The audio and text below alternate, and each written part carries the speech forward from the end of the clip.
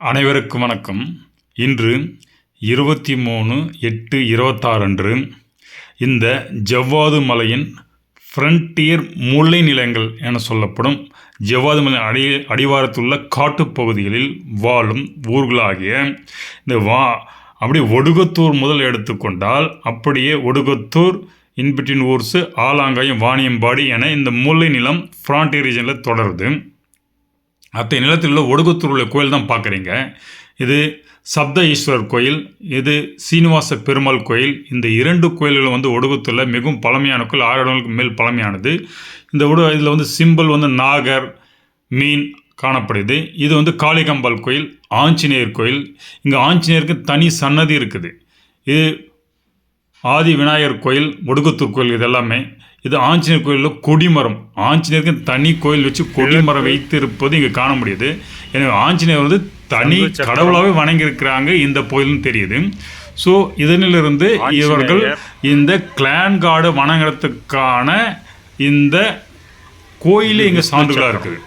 ஆஞ்சநேயர் நார்மலாக வந்து வாகனமில் தூதுவராக ஒரு ராமர் இருக்குது. ஆனால் இந்த இடத்துல அவருக்கு ஒரு தனி சன்னதி உள்ளே இருக்குது. பல இடத்துல நம்ம ஆஞ்சநேயர் சன்னதி பார்க்குறோம். ஆனால் அதில் வந்து இதுதான் வந்து இந்த முல்லை கலாச்சாரத்தில் இருக்கிற கோயிலாக இருக்குது. இது ரேணுகாம்பல் கோயிலை பார்த்தீங்க. இது இங்கே இருக்கிற சலாபுரி அம்மன் கோயில். இங்கே கும்பாபிஷேகம் இருந்தது.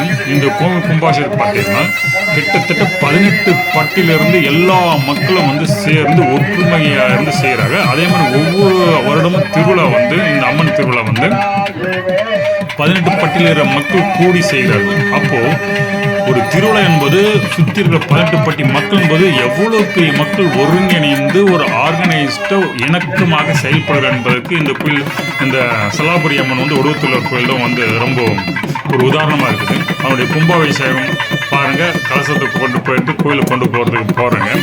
இத்தகைய மிகவும் பழமையான இந்த ஜவ்வாது ஹில்ஸுடைய ஃப்ரான்டியர்களில் முல்லை நிலங்களில் வந்து இந்த ஒடுகத்தூர் வருது. இதை ஒட்டி தான் ஆதி காவேரி எனப்படும் வடக்கு காவிரின்னு வாங்க, இது உத்தர காவிரின்னு சொல்கிறாங்க. இந்த இடத்துல இந்த உத்தர காவேரி வந்து பழமையான நதி. அது இந்த ஒடுகத்தூரை ஒட்டி தான் இங்கேருந்து ஜவ்வாது ஸ்டார்ட் ஆகிட்டு அப்படியே ஒடுகத்தூர் வழியை பாய்ந்து அப்படியே மாதனூருக்கும் இந்த அகரம் செருக்கும் இடையில பட்ட இடத்துல வெட்டுவானத்துக்கு முன்னாடி போயிட்டு பாலாத்தில் கலக்கும். இது ஒரு பழமையான நதி. எனவே அந்த பழமையான இதில் பழமையான ஊர்கள் இந்த ஒடுகத்தூர் இருக்குது. இங்கே மக்களும் பழமையான மக்கள் தான். இவங்களுடைய வாழ்க்கை முறையை வந்து முல்லை கலாச்சாரத்தையும் குறிஞ்சி கலாச்சாரத்தையும் சார்ந்து இருக்கிறது. இங்கே இருக்கிற கடவுளே பார்த்தீங்கன்னா வீரபத்ருக்கு தனி சன்னதி இருக்குது, அப்புறம் ஆஞ்சநேயருக்கு தனி சன்னதி இருக்குது, பிள்ளையாருக்கு இடத்துல இருக்கிற மாதிரி தனி சன்னதி இருக்குது, ரேணுகாம்பாளுக்கு தனி சன்னதி இருக்குது, காளியம்மல் பத்ரகாளியம்மன் பழமையான காளியம்மன் வந்து இங்கே இருக்குது, வனக்காளியம்மன் சொல்லி இருக்கிறாங்க.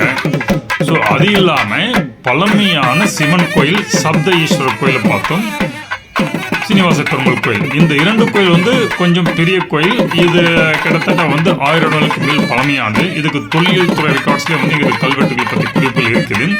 இங்கே ஒரு சித்தர் வாழ்ந்ததுக்கான கல்வெட்டு சான்றுகள் மூலமாக அறியப்படுது. ஸோ அத்தகைய பழமையான ஒரு இடமா இந்த ஒடுகத்தூர் இருக்குது. அந்த ஒடுகத்தூருக்குள்ள சலாபுரி அம்மனுடைய கோயிலுடைய கும்பாபிஷேகத்தை தான் நீங்கள் பார்த்துக்கிட்டு இருக்கீங்க. இதை அப்படியே முடிச்சுட்டு ஒடுகத்தூர் பார்த்துட்டு அப்படியே ஃப்ரண்ட் ரீஜனில் ஒடுகத்தூர் டு ஆலங்காயம் போகிற ஸ்ட்ரெச் இந்த பகுதியை பார்த்தீங்கன்னா ரொம்ப ரம்மியமாக இருக்குது. வாழைத்தோட்டம், தென்னை மரம், மாங்காய் தோட்டம், ஒரு சில இடத்துல வேர்க்கடலை, இப்படி ஒரு சில இடத்துல வந்து இந்த கால்நடைக்கான பயிர்கள் என்ன இந்த காடுகள் நிறைந்த ஜவ்வாது மலைக்கும் நக்கானா மலைக்கும் இடைப்பட்ட அந்த பள்ளத்தாக்கு பகுதியில் தான் இந்த ஜவ்வாது டு ஆலாங்கன் ஸ்ட்ரெச்சு. இதில் ஒடுகத்தூர் எடுத்து குருராஜபாளையத்தை எடுத்து சின்னப்பள்ளி, மேல்பள்ளி, ஆசனாம்பட்டு, கொரவன்கோட்டை, அப்படி இன்னும் சில பல ஊர்கள்லாம் இருக்குது. இந்த காட்டுப்பகுதியில் முல்லைநிலப்பகுதியில் எங்கு பார்த்தாலும் ஒரு 50-100 வீடுகள் வந்து ஒரு 2 கிலோமீட்டர் 3 கிலோமீட்டர் வந்துட்டே இருக்குது. விவசாயம் இந்த மாதிரி காட்டுநில விவசாயம் தான். ஸோ இவர்கள் எல்லாம் மாரியம்மன் தான் கும்பிட்றாங்க. மாரியம்மன் இல்லை நேச்சுரலாக இருக்கிற மரத்துக்கு வந்து குங்குமம் வச்சுட்டு மரத்தையும் கும்பிட்றாங்க. ஒரு தனியாக இருக்கிற மரத்துக்கு குங்குமம் வச்சு கும்பிட்றாங்க, 2 கல் வச்சு கும்பிட்றாங்க. அப்புறம் நேச்சுரல் வர்ஷிப்பு, ஸ்பிரிட் வர்ஷிப்பு, மாரியம்மன் கும்பிட்றது. இந்த தாய் வழிபாட்டு முறை தான் இந்த கோயில் இன்றைக்கு இருக்குது. இங்கே பெருமாள், அப்புறம் விஷ்ணு அப்புறம் சிவனெல்லாம் வந்து ஒரு மக்கள் தொகை அதிகமாக இருக்கிற அந்த ஒடுகுத்தூர், ஆலாங்காயம் அந்த கோயில் தான் காண முடியுது. மற்ற இருக்கிற சின்ன சின்ன ஊர், இந்த ஆசனப்பட்டம் கிட்டத்தட்ட வந்து ஒரு 250 வீடுக்கு மேலே தான் இருக்குது. இருந்தாலும் இங்கே மாரியம்மாள் அதை மாதிரி கிராம தேவதைகள் தாய் வழிபாட்டு முறை தான் இன்றைக்கு தொடருது. மரத்தை வழிபடுறது, அதனால் அந்த பழங்குடியினர் வாழ்ந்த தொடர்ந்த வாழ்க்கை முறை இன்றைக்கும் வாழ்கிற மக்கள் ஃபாலோ பண்ணுறாங்க. அவங்க வீடெல்லாம் ரொம்ப நல்லா இருக்குது, எல்லாமே இருக்குது. இருந்தாலும் அவங்க வாழ்வியல் வந்து பழங்காலத்தை தழுவிய வாழ்வியல் முறை இன்றைக்கும் விளங்குகிறது. இல்லை நிறைய பேர் மக்கள் இங்கே இருக்கிறவங்க வந்து பழங்கால வழிபட்ட தொழில் முறையிலிருந்து கொஞ்சம் மாறிட்டு பெங்களூரு அது மாதிரி நகரப்பகுதிகளுக்கு சென்று அந்த கொத்தனார் வேலை பார்க்குற மேஸ்திரின்னு சொல்லுவோம், கொத்தனார் வேலை பார்க்குற செய்கிறது.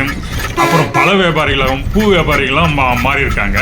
ஏன்னா இவங்களுக்கு வந்து இந்த 2 மலைகளில் கிடைக்கிற பரம்பு மூங்கில் வச்சுட்டு கூடைகள் பண்ணுதல் அதெல்லாம் பண்ண முடியும். அதுக்குன்னு வந்து குறவன் குட்டாயின்னு ஒரு ஊரே இருக்குது. இந்த குறவர் மக்கள் வாழ்ந்த பகுதி இந்த குறுநிலத்தில் இருக்கிற இந்த பரம்பு விறகெல்லாம் எடுத்துகிட்டு வந்து அழகாக வந்து மேட் பண்ணுறது, இந்த மொரன்னு சொல்லுவாங்க, அது அப்புறம் கூடைன்னு சொல்லுவாங்க, இதெல்லாம் பண்ணுறாங்க. இந்த கூடையில் வந்து பாம்பு பிடிக்கிறது கூட இன்றைக்கும் செய்கிறாங்க. அவ்வளோ பெரிய கூடை ரேட் பண்ணி அது பாம்பு பிடிக்கிறது யூஸ் பண்ணுறாங்க. அப்போ இருளர் மக்களும் இருக்கிறாங்க, பழைய குறவன் குறத்தி மக்களும் இருக்கிறாங்க, ஆதி திராவிடர் மக்களும் இருக்காங்க. அப்போது இந்த பழங்காலத்தின மக்கள் அப்படியே குறுநிலை பகுதியில் இருந்த ஜவாஹர்மலை இருந்த பிறகு கொஞ்சம் இறங்கி கீழே முன்னிலை பகுதியில் இன்றைக்கு அந்த வாழ்வில் தொடர்ந்து கொண்டே இருக்குது. அதில் ஒரு சிலர் வந்து சிட்டியில் போய் வேலை செஞ்சு விட்டு அங்கேருந்து கிடைக்கிற லம்சம் அமௌண்ட் வந்து இங்கே நிறைய நிலப்பகுதியில் வாங்கி போட்டு தோட்டம் துறவுலையும் இம்ப்ரூவ் பண்ணுறாங்க. மாடர்ன் விவசாயத்தையும் தான் மாறி இருக்காங்க.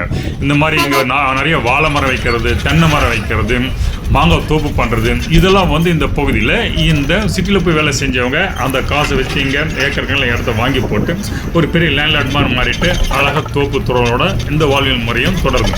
அப்போது நகர வாழ்க்கைக்கும் இந்த முல்லை வாழ்க்கைக்கும் நெருங்கிய தொடர்பு இப்போ வந்துடுச்சு. அப்போது நம்முடைய வாழ்வியல் முறை எப்படி இருக்கிறது நம்ம வாழ்கிற இடத்த பொறுத்தும் அங்கே கிடைக்கிற வேலைவாய்ப்பு சூழலை பொறுத்தும் அமைகிறது. அப்போது நிறைய கனெக்டிவிட்டி ஆகிறதுனால இந்த மக்கள் வந்து முல்லைநில மக்கள் சிட்டி லைஃப்க்கும் மத லைஃப்க்கும் நல்லா பென்ட்ரேட் ஆகல. 2 கலாச்சாரம் இங்கே பரவி இருக்குது. அப்படி இருந்தாலும் எங்கள் வழிபாட்டு முறைகள் இன்றைக்கும் அம்மனை வழிபடும் முறையே இருக்கிறது அப்படின்னு தான் பார்க்க முடியுது. இதை அடுத்து அப்படியே நம்ம வரோம். இங்கே அப்படியே இது ஆலாங்காயத்து நியர்பை ஏரியாலாம் வந்துட்டீங்க. இந்த நெக்கானமலை, ஜவ்வாது ஹில்ஸ், இதுக்கு இடைப்பட்ட பேர் தான் சீனரிஸ் அழகாக பார்த்துட்டு இருக்கீங்க. ரொம்ப ரம்மியமாக இருக்கும். உங்களுக்கு டைம் கிடைக்கும் போது அழகாக வந்து பாருங்கள். ரூட் அளவு நல்லா தான் இருக்கும் நீங்கள் போகிறதுக்கு. இந்த ஆசனாம்பட்டு பகுதியிலிருந்து ஆலாங்காய் வரை கிட்டத்தட்ட ஒரு 4-5 கிலோமீட்டர் வந்து மலை மேல் தான் போகணும். இந்த ஆசனாம்பட்டில் ஒரு திருமணம் நடக்குது. அந்த மக்கள் தான் மணமக்கள் தான் வந்துட்டு இந்த ஆசனாம்பட்டிலேருந்து இங்கே இருக்க தீர்த்தபுரி ஈஸ்வரர், இது வற்றாத தீர்த்தம் இங்கே இருக்குது. நான் சின்ன வயசுலேருந்து பார்த்துறேன். பழங்காலத்துலேருந்து இந்த தீர்த்தம் இருக்குது, வற்றதே கிடையாது. தண்ணி அவ்வளோ ஸ்வீட்டாக இருக்கும். இங்கே குளிச்சுட்டு மக்கள், இங்கே முருகர் கோயில் இருக்குது, விநாயகர் கோயில் இருக்குது, தீர்த்தபுரீஸ்வரன் கோயில் இருக்குது. இதெல்லாம் வணங்கிட்டு அப்படியே ஆலங்கத்திலிருந்து நீங்கள் அப்படியே தொடர்ந்து வாணியம்படி வந்தால் வாணியம்படியில் இருக்கிற இந்த முல்லை கலாச்சார போய் பார்க்கலாம். இந்த ஆலங்காய் டு வாணியம்படி கோயில் தான் வரும்போது ரைட் சைடில் வந்து நெக்கனாமலை இருக்கும், லெஃப்ட் சைடில் வந்து ஏலகிரி ஹில்ஸ் இருக்கும். இந்த ஏலகிரி ஹில்ஸ் ஃபுட் ஹில்ஸில் வந்து ரெட்டி குண்டு ரெட்டி ஊர்னு இருக்குது. இங்கே தான் பழங்கால மனிதர்கள் வாழ்ந்த குகைகள் இருக்குது, பெயிண்டிங் இருக்குது, பாறை ஓவியங்களாக இருக்குது. இங்கே கிட்டத்தட்ட 10,000 வருடங்களுக்கு மேல் பழமையான பழங்கால கற்கால மனிதனுடைய பாறை ஓவியங்கள் இருக்குது. அவர்கள் வாழ்ந்த இரும்பு பட்டறைகள் இருக்குது, இரும்பு கருவிகள் இருக்குது, கற்கருவிகள் இருக்குது, புதிய கற்கால கருவிகள் இருக்குது. இது மாதிரி பல விஷயங்கள் வந்து இந்த பழங்கால கற்கால மனிதனோட தொடர்புடைய விஷயங்கள் இங்கே பார்க்க முடியுது. அப்படி இந்த ஏலகிரி ஸ்ட்ரெச் கண்டினியூ பண்ணி போயிட்டால் வாணியம்பாடி வரைய திருப்பத்தூர் அந்த பக்கம் போயிடுது. அப்படி இந்த பக்கம் வந்தீங்கன்னா வாணியம்படி வருது. இந்த வாணியம்படி கோயில் தான் பார்த்து கொண்டு இருக்கிறீர்கள். அது ஸ்ட்ரெச் நேர்வே வரும். இங்கே ரொம்ப முல்லை கலாச்சாரத்தில் வந்து அழகாக மக்கள் வந்து ரொம்ப மாடர்ன் ஆகிட்டே வராங்க. இங்கேயும் வந்து கிரவுண்ட் போடுறாங்க, வாழை மரம் இருக்குது, தென்னை மரம் இருக்குது.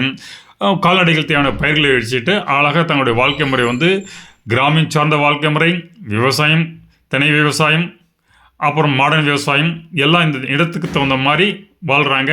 ஸோ இங்கே இருக்கிற வாழை மரம் வந்து அவ்வளோ பிரசித்திப்பட்டது, நல்ல மெடிக்கல் குணம் வந்து சிட்டியில் வந்து நல்ல டிமாண்ட் இருக்குது. அப்படியே வாணியம்படி அப்ரோச் பண்ணும்போது நேற்று ஏற இடத்துல பழமையான தர்கா இருக்குது. இந்த தர்கா வந்து கிட்டத்தட்ட 250 வருடம் பழமையானதுன்னு சொல்கிறாங்க. அதே மாதிரி இந்த மக்களுடைய வாழ்வியல் முறையில் பார்த்தீங்கன்னா இங்கே புத்து வணங்குறது வந்து எல்லா இடத்துலையும் பரவலாக பார்க்க முடியும். புத்து வந்து அழகாக வணங்குவாங்க. அப்போ இது நாகர் வழிபாட்டினுடைய தொடக்கம். புத்தில் வந்து நாகம் இருக்கும். அந்த நாகர் வழிபாட்டு முறை இன்றைக்கு தொடங்குது. ஒரு புத்து இருந்தால் அதை வணங்குற முறையை இங்கே வாணியம்படி புத்துக்கன் கோயிலை பார்க்கலாம். இங்கே எல்லா இடத்துலையும் புத்து வணங்குறாங்க. ஸோ எல்லா கோயிலும் அதை பார்க்க முடியுது. நாகர் வழிபாட்டு முறை பிரசித்தி பெற்று விளங்குறது மாரியம்மன் கோயில் தான் இங்கே இன்றைக்கும் தொடருது. தாய்வழி கண்டினியூ ஆகுது நம்முடைய. மேலும் இந்த ஒடுகுத்தூர் நுழையும் போது வேப்பம் குப்பம் என்ற ஊர் இருக்கிறது. இந்த குப்பம் என்பது ஆறுகள் ஏரியில் மீன் பிடித்து வாழும் வாழ்வில் சார்ந்த மக்கள் கொண்ட ஊர் பகுதி தான் குப்பம் என்று சொல்வார்கள். இத்தகைய குப்பத்தை நிறைய நீங்கள் பார்க்க முடியும். அதேமாதிரி ஆலாங்கயத்தில் நுழையும் போது வேப்பம் குப்பம் புலவர்பள்ளி போன்ற பழமையான இடங்கள் இருக்குது. இங்கே கல்லுப்ப பகுதியும் இருக்குது. எனவே பழமையான குப்பம் போன்ற பகுதி இங்கே இருப்பதும் காண முடிகிறது. இது ஒரு நீண்ட மக்களின் வாழ்வியல் தொடர்ச்சியை இன்றும் கொண்டு விளங்குகிறது. எனவே இது ஒரு பழங்கால மக்களின் வாழ்க்கை தொடர்ச்சி இன்றும் கொண்டு விளங்குகிறது என்பதை கொண்டு இப்பகுதி மிகவும் பழமையான இடம் என்பது அறிய முடிகிறது. தேங்க்யூ.